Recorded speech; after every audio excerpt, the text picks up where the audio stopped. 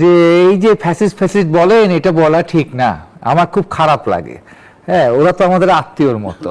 এটা কি 24-এর যেটা গণ অভ্যুত্থানের আকাঙ্ক্ষা হচ্ছে গণতন্ত্র, জবাবদিহিতা।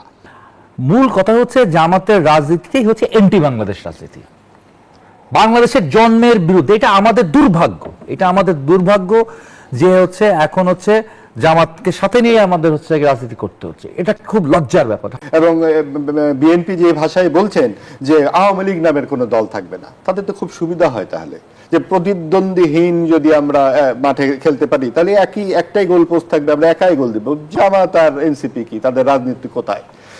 কিন্তু যে বাংলাদেশের মুক্তিযুদ্ধের যে প্রধান নেতৃত্ব দানকারী রাজনৈতিক দল, তার ট্র্যাক রেকর্ড ভাঙবেন আপনি কি করে?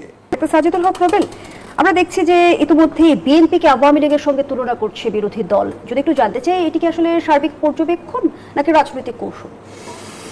এটা এক ধরনের, প্রথমত সবাইকে শুভেচ্ছা জানাচ্ছি, আমার সমালোচকবৃন্দ এবং হচ্ছে আমাদের আজকের অনুষ্ঠান যারা দেখছেন দূরের এবং কাছের, সবাইকে শুভেচ্ছা। আসলে এটা আমাদের ইয়া ভাই বলেছেন যে, যদি এটা একটু ক্লিয়ারলি বলা উচিত, তিনি হঠাৎ করে জামাতের আমির গণ অভ্যুত্থানের কয়েকদিনের মধ্যে একটা বক্তব্য দিলেন কয়েকদিন পরে, যে এই যে ফ্যাসিস্ট ফ্যাসিস্ট বলেন, এটা বলা ঠিক না, আমার খুব খারাপ লাগে। হ্যাঁ, ওরা তো আমাদের আত্মীয়র মতো, আত্মীয় বলেছেন আর কি, হ্যাঁ, আওয়ামী লীগকে আর কি, এবং বলে ফ্যাসিস্ট বলা ঠিক না। তারপর আবার দেখা গেল এটা একটা বিরাট বিরূপ প্রতিক্রিয়া হলো চারদিকে, তখন আবার তিনি তার স্টেটমেন্ট বদল করলেন আর কি। তো আওয়ামী লীগকেই ফ্যাসিস্টের খাতা থেকে কেটে দিয়েছিলেন আর কি, উনি আবার ফ্যাসিস্টের খাতায় রেখেছেন। আবার এখন ইদানিং হচ্ছে আবার আস্তে আস্তে ধীরে ধীরে বিএনপিকেও ফ্যাসিস্ট বলা তারা শুরু করেছে আর কি। এখন শুরু করুক, বলুক। আমার কাছে একটা বিষয় কি, আমি খুব ব্যক্তিগতভাবেই বলছি কথাটা, যে আসলে ফ্যাসিস্ট শব্দের সংজ্ঞাটা কি, ঠিক আছে, এটা আমাদের আমির সাহেব কতটা বোঝে এটা, এবং তার নেতাকর্মীরা যারা দেখি আলোচনা করেন, লেখালেখি করেন, টক শোতে অংশগ্রহণ করেন, আমার কাছে প্রায় আমি খুবই সন্দিহান হয়ে যাই। এবং আমাদের ফ্যাসিজম সম্পর্কে যে পড়াশোনা আছে সেটাও অনেক সময় মনে হয় যে আসলে আমাদের কাছে মনে হয় যে আমরা যা জেনেছি বুঝেছি তা বোধহয় ভুল জেনেছি বুঝেছি, এখন নতুন করে জানবার সময় এসেছে আর কি। আসতেই পারে নতুন করে সবকিছু আপডেট হয়, এটাও আপডেট হতে পারে। তবে আমি একটা কতগুলো জিনিস একটু বলতে চাই আর কি, যে ঠিক এই মুহূর্তে বিএনপি মাত্র 5 মাস হয়েছে, 6 মাস হয়েছে, কিন্তু এই 5 মাস 6 মাস সময়টাকে আমি বলবো যে খুব কম সময় তা বলতে চাই না আর কি। তার একটা কথা বাংলাদেশে চালু আছে, একটা শব্দ আছে যে ইংরেজিতে বলে হানিমুন পিরিয়ড। হানিমুন পিরিয়ড কিন্তু বিএনপির শেষ, এটা বিএনপির মাথায় রাখতে হবে আর কি, হ্যাঁ। এবং তাকে কিন্তু আস্তে আস্তে জবাবদিহিতার জায়গায় আসতে হবে। বারবার হচ্ছে পুরনো রেফারেন্স দিয়ে, হ্যাঁ, ইন্টারিম গভর্নমেন্টের সময় এই হয় নাই, এই হয়েছে, 17 বছর এই হয় নাই, এই হয়েছে, এই স্টাইলটা চালু করা যাবে না। এটা বাংলাদেশের খুব পুরনো একটা রাজনৈতিক স্টাইল। তো এরকম হচ্ছে অন্যের ঘাড়ে ব্লেম দেওয়া, ব্লেম দিয়ে কিন্তু বিএনপি পার পাবে না, এটা একটা খুব গুরুত্বপূর্ণ বিষয়। আর একটা বিষয় কি, আজকে অনেকগুলো প্রশ্নে বিএনপি খুব কৌশলের উপর কৌশল খাটিয়েছে, কৌশলের উপর কৌশল খাটিয়েছে আর কি। এই যেমন ধরেন হচ্ছে এই যে জুলাই সনদে স্বাক্ষর দেওয়া, তারপর হচ্ছে গিয়ে হ্যাঁ ভোট, গণভোটে হ্যাঁ ভোট বলা ইত্যাদি ইত্যাদি প্রশ্নে দেখা গেছে যে সে নীতিগতভাবে একটা জায়গায় আছে, কিন্তু আবার দেখা গেল এটা মানে কোনো অদৃশ্য শক্তির সাথে হয়তো তার বোঝাপড়া করতে হচ্ছে, যেটি জনগণের কাছে স্পষ্ট নয়, এবং সে অদৃশ্য শক্তি বোঝাপড়া করতে গিয়ে তাকে অনেক কিছু করতে হচ্ছে। যেমন ধরেন ছোট্ট একটা কথা বলি, যে আমাদের এই যে যখন হচ্ছে আজকে প্রধানমন্ত্রী বিদেশে ছিলেন, দেশে ছিলেন না, যখন মাঝে মাঝে তাদের মহাসচিব অসুস্থ ছিলেন, তখন আমার কাছে মনে হতো ডিফ্যাক্টো লিডার হিসেবে সালাউদ্দিন ভাই ভূমিকা রাখতেন। তো সেই সালাউদ্দিন ভাই অনেক সময় বক্তৃতায় বলেছেন যে ইউনূস সরকারকে সম্বোধন করে যে এই আপনারা একটা বিদেশি মানুষ, একটা রজার রহমান, তাকে জাতীয় নিরাপত্তা উপদেষ্টা করেছেন ইত্যাদিতে বলেছেন। সেই বিএনপি আবার সেই সালাউদ্দিন ভাইরা যখন আবার পরবর্তীতে দেখা যায় তাকে পররাষ্ট্রমন্ত্রী করেন, তখন তো আমি হচ্ছে গিয়ে একটা মানে এমন কিছু অনুভূতি আসে যে আমি জানি না বা বাংলাদেশের মানুষ জানে না, মানুষকে ডিপ্রাইভ করা হয়েছে, ইয়েস, ডিপ্রাইভ করা হয়েছে। তো এই যে কৌশলের খেলা, এই কৌশলের খেলাগুলোকে আসলে সুযোগ করে দেয়, সুযোগ করে দেয় হচ্ছে আমরা যেটা ছোটবেলা থেকে বলে এসেছি, আমরা অসংখ্যবার বলেছি জামাতকে যে একটা ফ্যাসিস্ট শক্তি। মাথায় রাখতে হবে, ফ্যাসিস্ট শক্তি কিন্তু ক্ষমতায় গেলে হয় তা না, সে বিরোধী দলে থেকেও কিন্তু ফ্যাসিস্ট শক্তি থাকতে পারে, বা সে বিরোধী দলেও না, সে কিন্তু ফ্যাসিস্ট শক্তি আর কি। ঠিক আছে, ফ্যাসিস্ট শক্তি হইতে হলে ক্ষমতায় যাইতে হবে, খুন করতে হবে, গুম করতে হবে, ভোট চুরি করতে হবে, এমন কোনো কথা নাই কিন্তু। জামাতের জন্মের পর থেকে শুরু করে ৭১-এর ভূমিকা থেকে শুরু করে আজ পর্যন্ত, এবং ওনারা তো মাঝে মাঝে বলে ৭১ পর্যন্ত ক্ষমা চাওয়া। কিসের ৭১ পর্যন্ত ক্ষমা চাওয়া? আমার তো এমন কোনো বিশ্ববিদ্যালয় নাই যে বিশ্ববিদ্যালয়ের ছাত্ররা জামাত শিবিরের দ্বারা হচ্ছেন মারা যায় নাই। ছাত্র দলের কত কর্মী, ঠিক আছে, এই শিবিরের দ্বারা নিহত হয়েছে। আমাদের ছাত্র ইউনিয়নের কর্মীরা, নেতারা হচ্ছে নিহত হয়েছে। আরো অনেক ছাত্র সংগঠন রয়েছে যাদের নেতা কর্মীরা নিহত হয়েছে এই জামাত শিবিরের দ্বারা। কিন্তু জামাতকে আসলে ৭১-এর ভূমিকার জন্য অনুতপ্ত? আরে ৭১-এর ভূমিকা তো আছেই। বারবার বলেছে যে আসলে সেই যুদ্ধটা ভারতীয় আধিপত্যবাদের বিরুদ্ধে হয়েছিল। মূল কথা হচ্ছে জামাতের রাজনীতিটাই হচ্ছে এন্টি বাংলাদেশ রাজনীতি, বাংলাদেশের জন্মের বিরুদ্ধে। এটা আমাদের দুর্ভাগ্য, এটা আমাদের দুর্ভাগ্য যে হচ্ছে এখন হচ্ছে জামাতকে সাথে নিয়ে আমাদের হচ্ছে রাজনীতি করতে হচ্ছে। এটা খুব লজ্জার ব্যাপার। হয়তো অনেক টকশোতে আমরা জামাতকে সাথে নিয়ে আমাদের টকশো করতে হচ্ছে, দুর্ভাগ্য। পৃথিবীতে এমন দেশ খুব খুঁজে পাওয়া হয়তো ভার, যে দেশের স্বাধীনতার বিরুদ্ধে ছিল, যে দেশ তাদের হানাদারদের, যে দেশে তাদের হানাদারদের সাথে কোলাবোরেশন করেছে যে রাজনৈতিক দল, সেই রাজনৈতিক দল হচ্ছে গিয়ে এখন রাজনীতি করার সুযোগ পাচ্ছে। এটা হচ্ছে আমাদের জন্য দুর্ভাগ্য। অসংখ্য ধন্যবাদ জানাচ্ছি ডাক্তার সাজিদুল হক রুবেল। জনাব মাহবুব আজিজ, যেমনটি ডাক্তার সাজিদুল হক রুবেল বলছিল যে জামায়াতকে সাথে নিয়ে রাজনীতি করা আমাদের দুর্ভাগ্য, আমাদের এই দুর্ভাগ্যকে বরণ করে নিতে হলো কেন? ধন্যবাদ, শুভেচ্ছা সবাইকে। দেখুন, দুর্ভাগ্য তো আসলে বরণ হয়ে যাবার পর তখন সেগুলো অনেক আমরা সুযোগ সন্ধান করতে পারি, ব্যাখ্যা বিশ্লেষণ করতে পারি, কিন্তু যা হবার তা তো হয়েছেই।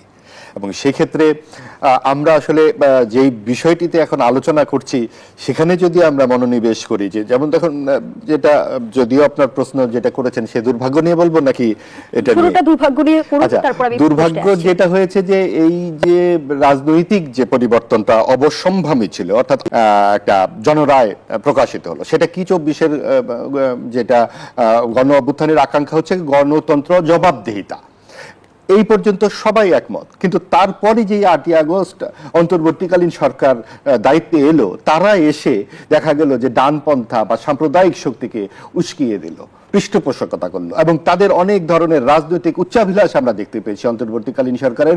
সেই উচ্চাভিলাষী যেই সমস্ত পদক্ষেপই যেন বহন করে চলেছে এই জামাত ইসলামী এবং এনসিপি, এবং এই অন্তর্বর্তীকালীন সরকারের বিভিন্ন অতৃপ্ত স্বপ্নের বাসনা আমরা তাদের মধ্যে দেখতে পাচ্ছি, যেটা নিয়ে প্রচুর কথা বলা হয়েছে। কিন্তু এটা ইতিমধ্যেই মীমাংসিত, যেহেতু সংসদ নির্বাচন হয়ে গেছে, বিএনপি ২/৩ ভোটে নির্বাচিত হয়ে দেশের দায়িত্ব পেয়েছে।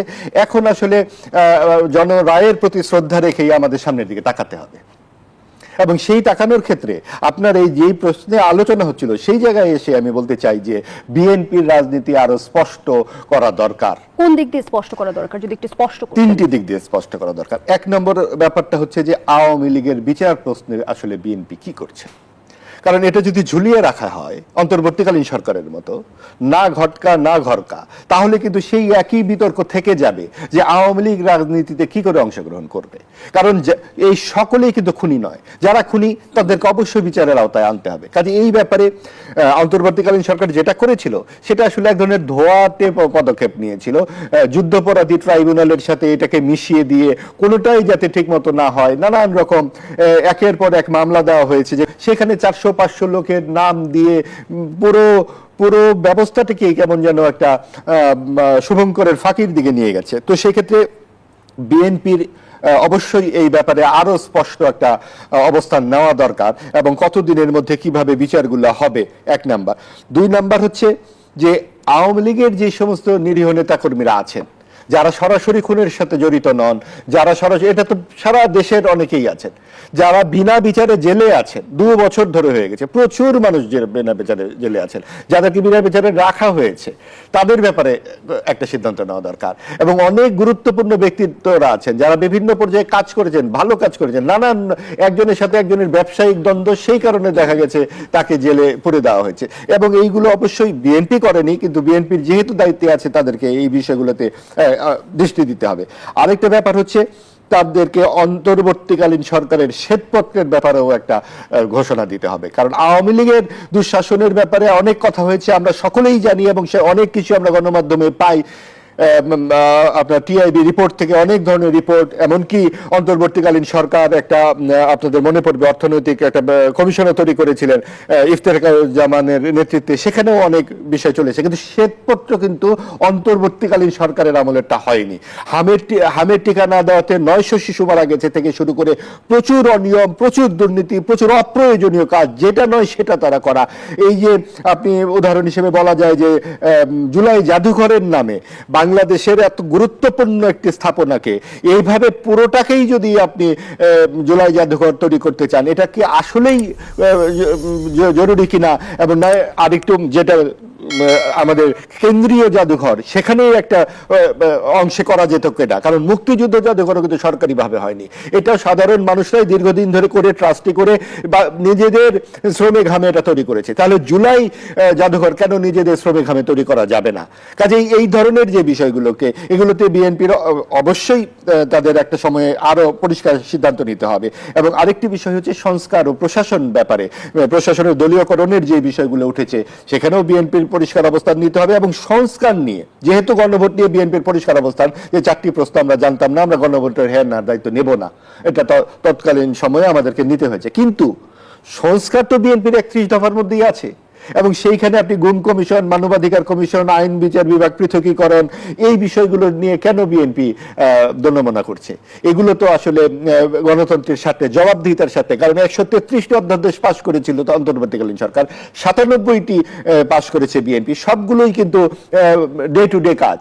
কিন্তু যেগুলো সরকারকে জবাবদিহিতার আওতায় ফেলে, গণতন্ত্রকে নিশ্চিত করে, সেগুলোতে বিএনপি পাশ করেনি। কাজে এইগুলোর ব্যাপারে তাদের সুস্পষ্ট অবস্থান রাখতে হবে। কিন্তু জামায়াতের আমির যে বিষয়টি সুনির্দিষ্টভাবে বলেছে, বিএনপি সরকারের মধ্যে ফ্যাসিস্ট সরকারের হুবহু ফটোকপি দেখা যাচ্ছে।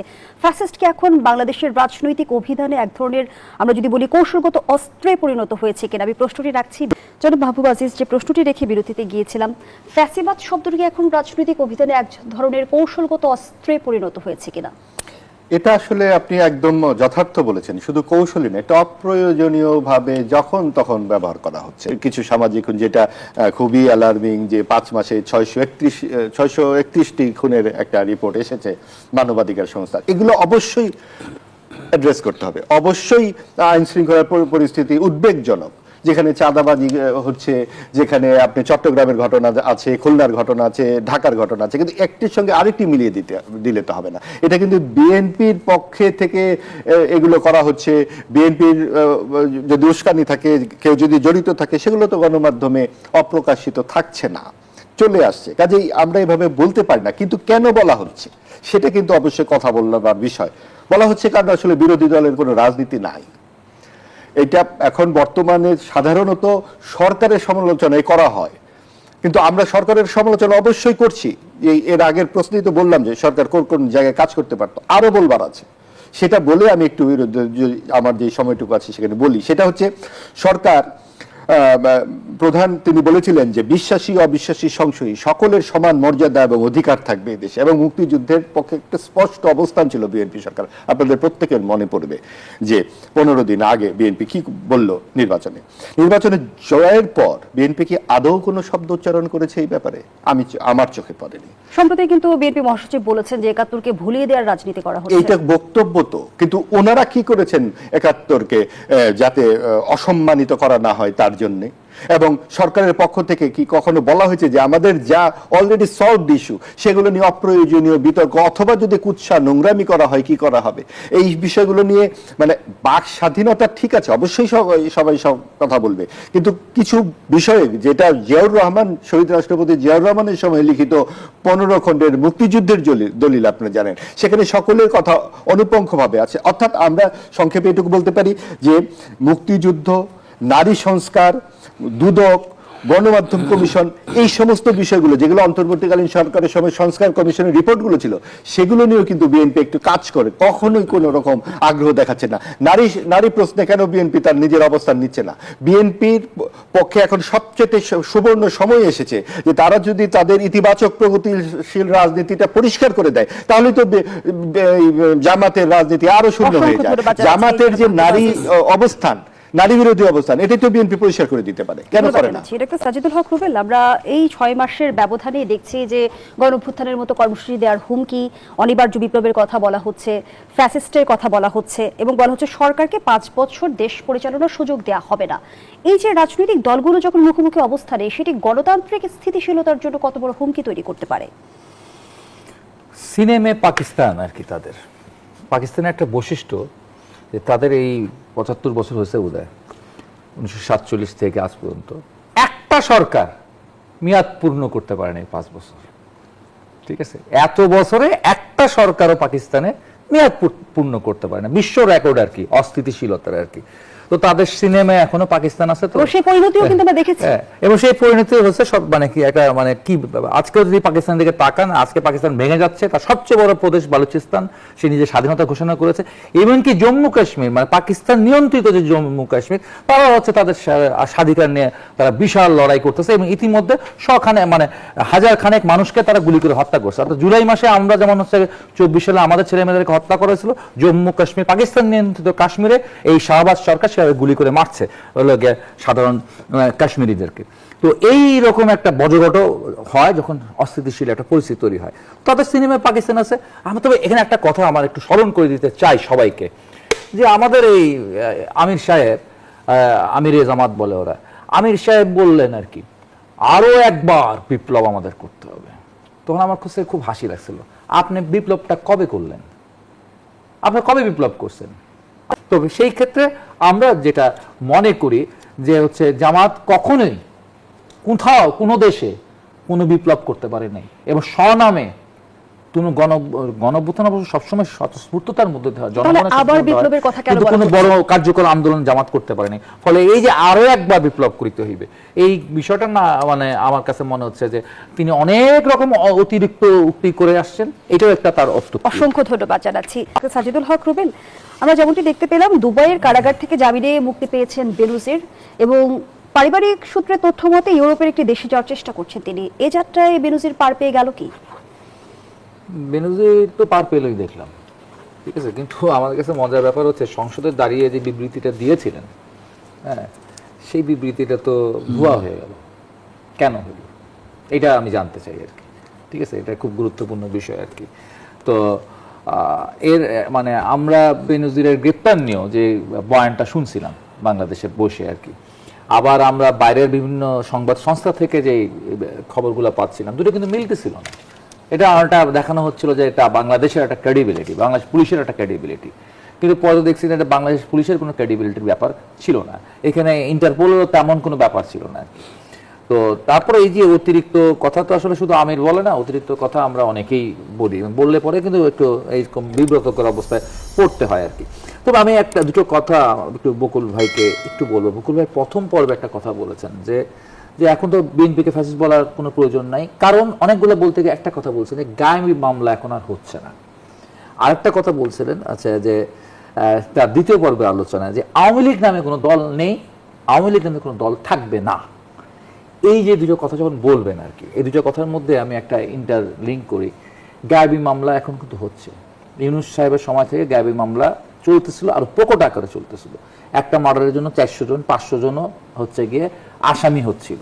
এই আসামিরা কিন্তু অনেকেই হলো বাস্তবে দেশেও ছিল না, ঠিক আছে। এবং দেখা যাচ্ছে যে একটা ইউনিভার্সিটির ভিসি তিনি একটা মোড়ে দাঁড়ায় একটা মানুষকে হত্যা করছেন, এরকম ভাবেও তার বিরুদ্ধে কিন্তু মামলা দাঁড়িয়েছে। একজন সাংস্কৃতিক কর্মী, একজন হচ্ছে নারী সাংবাদিক, এরা সবাই হচ্ছে বিভিন্ন খুনের মামলার আসামি করা হয়েছে। এই মামলাগুলো নিশ্চয়ই হচ্ছে বাস্তব মামলা নয়। এটা হচ্ছে এক সময় সে সময়কার আইন উপদেষ্টা বলেছে যে এই ধরনের মামলাগুলো করে পুরো বিষয়টাকে লঘুকরণ করে ফেলা হচ্ছে। ফলে গায়েবী মামলা হচ্ছে না, এই বিষয়টা ঠিক না। গায়েবী মামলা এখনো হচ্ছে, স্টিল হচ্ছে। হ্যাঁ, আমি এখনো অনেক কারণে খবর পাচ্ছি যে এখনো নতুন নতুন হচ্ছে মামলা হচ্ছে, নতুন মামলা দেওয়া হচ্ছে। যাদেরকে বিগত 18 মাসে মামলা দেওয়া হয় নাই এমন অনেক মানুষকে কিন্তু এখন মামলা দেওয়া হচ্ছে। বিশেষ করে শেখ হাসিনা ওখানে বসে একটা করে বক্তব্য দেয়, একটা করে ভয় দেখায়, আর এদিকে হচ্ছে আমরা ভয় পাই গিয়া মামলা টামলা হামলা করা শুরু করে দিই আর কি। এই জায়গাটা থেকে ফিরে আসতে হবে আর কি। যদি না ফিরে আসেন তাহলে বিপদ হবে। আর ওই রকম মানসিকতা ধারণ করে এখন ধরেন বাংলাদেশের 16 কোটি মানুষের মধ্যে বা 18 কোটি মানুষের মধ্যে 3 কোটি মানুষও তো আওয়ামী লীগের। 3 কোটি মানুষ তো আওয়ামী লীগ করে এবং সততার সাথে করে, যেমন সে মনে করে যে কোনো পরিস্থিতি, যে কোনো মায়ের খেলেও আমি আওয়ামী লীগ করবো। সেই মানুষগুলোকে আপনি মুছে ফেলবেন?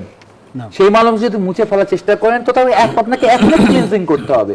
আর যখন এটা মুছে ফেলার চেষ্টা করবেন তখন কিন্তু আপনি প্রকৃতিতে একজন অসংখ্য ধন্যবাদ জানাচ্ছি জনাব মাহবুব আজিজ।